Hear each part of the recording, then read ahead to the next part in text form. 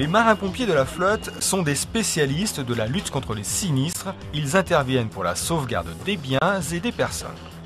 À bord des unités de la marine, ils constituent la brigade sécurité.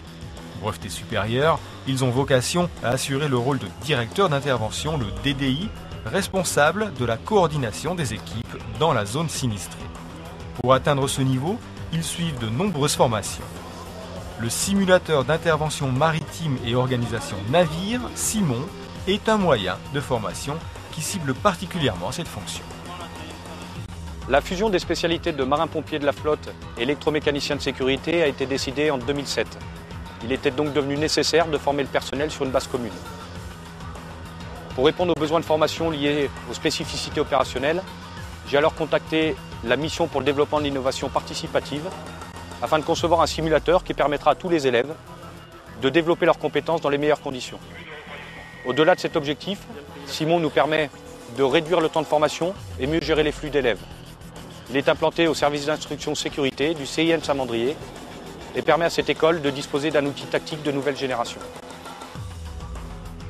Le simulateur est un outil faisant partie des technologies de l'information et de la communication pour l'enseignement.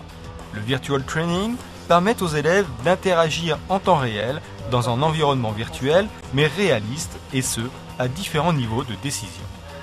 Le système est composé d'un ensemble de 5 postes de travail reliés en réseau.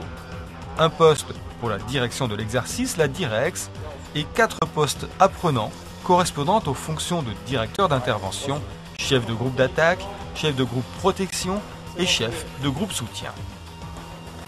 Les instructeurs élaborent et contrôlent les scénarios en recréant des ambiances de navire grâce à une bibliothèque d'objets réagissant plus ou moins au contexte.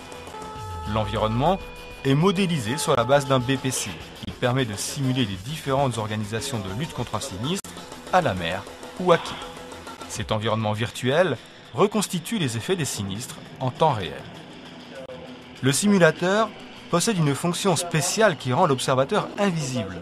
Il peut alors se déplacer et observer les élèves à leur insu.